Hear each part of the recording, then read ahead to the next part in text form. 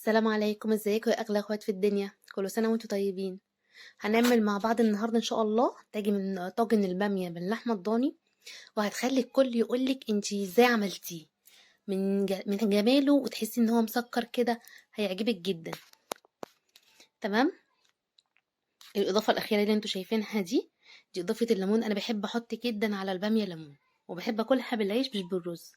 وطبعا يعني كل واحد بيحبها بطريقه معينه. يا ريت تكتبوا لي في التعليقات بتحبوها بالعيش ولا بالرز وتقولوا لي. بصوا يا جماعة، لونها خطير وطعمها مسكر جدا. بصوا شكلها عامل ازاي. اللحمة مش محروقة، بس هو التصوير اللحمة واخدة وش بس، عشان خاطر طبعا هي كانت تحت الشواية. بصي جمالها. انا عندي لو بقى شوية كده تاني يوم جوزي يقول لي لا سخنيهم ما ترميهاش حتى لو ما فيهاش لحمة. هتعمليها بالطريقة دي هتشرفك في كل عزوماتك. نسمي الله ونبدأ. قطعة زبدة وشوية زيت. ودي لحمة ضاني، هتعمليها باللحمة العادية ماشي، لحمة أي نوع لحمة يعجبك عادي.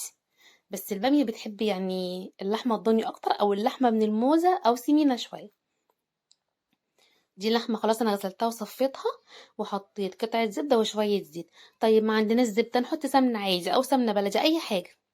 تمام. هنفضل نشوح فيها لحد ما لونها يتحمص خالص، تدي كده كأنها ايه، على بني. هتشوف اللون هيوصل لإيه، والمية تنشف خالص، ده اللون المطلوب كده من غير أي إضافات ولا أي حاجة. تمام. شوية توابل صغيرين، ربع معلقة قرفة، ربع معلقة كمون، ما نكترش الكمون عشان ما يمررش. نص معلقة السبع بهارات، وخلاص على كده. وفلفل اسود.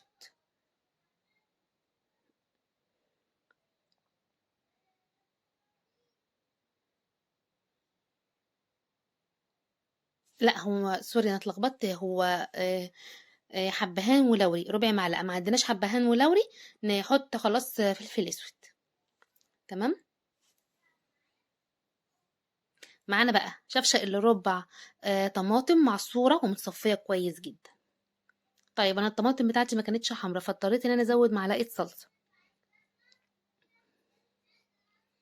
تمام يا حبيبي لحد كده. هنسيب بقى كله كده يستوي في بعضه.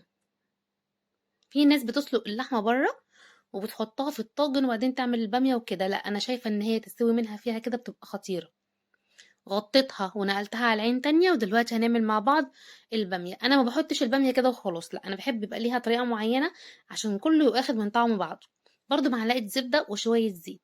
ونفس الكلام لو ما فيش زبدة تمشي سمنة وتمشي ايه زبدة بلدي.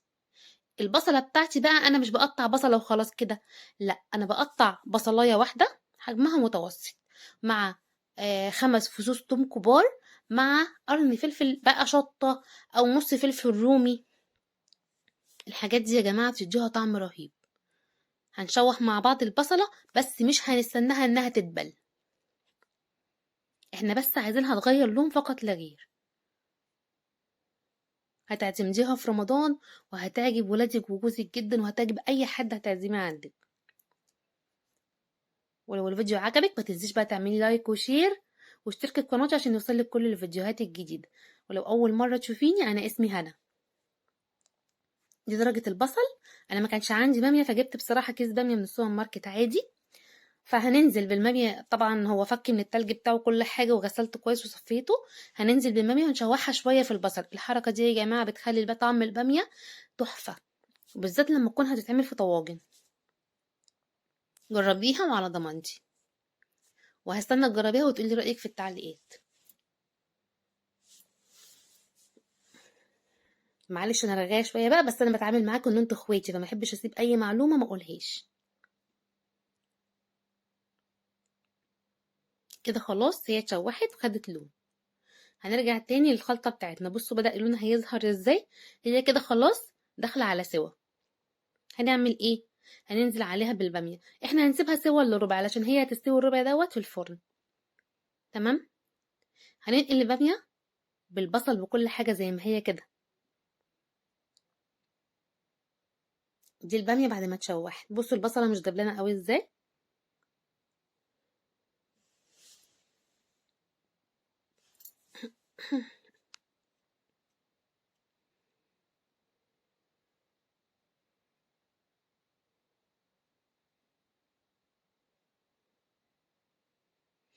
كده تمام.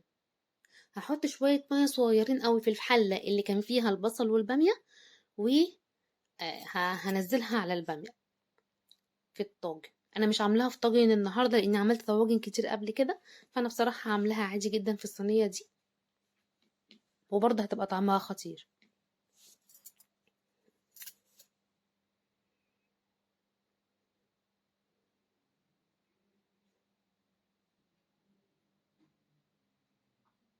بصوا، ده مكان البامية اللي احنا كنا بنعمله.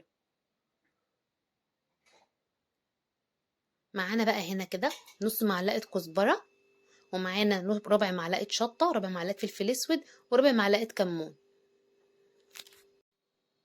ومعانا هنا بقى معلقة ونص صغيرين ملح، ونص معلقة سكر عشان الحموضة، وعشان كمان البامية بتحب السكر قوي قوي، بتديها طعم جميل.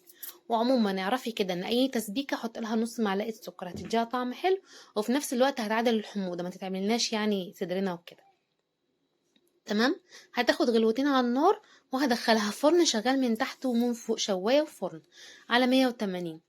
طيب لو الفرن مش شغال من فوق ومن تحت مع بعضه، شغليها في الفرن من تحت شوية تستوي، وبعدين شغلي عليها الشواية تاخد اللون الحلو اللي انتوا شايفينه ده. هي لونها احلى من كده بكتير، بس التصوير مش مبينها. واتمنى يكون الفيديو عجبكم. السلام عليكم، وكل سنة وانتم طيبين.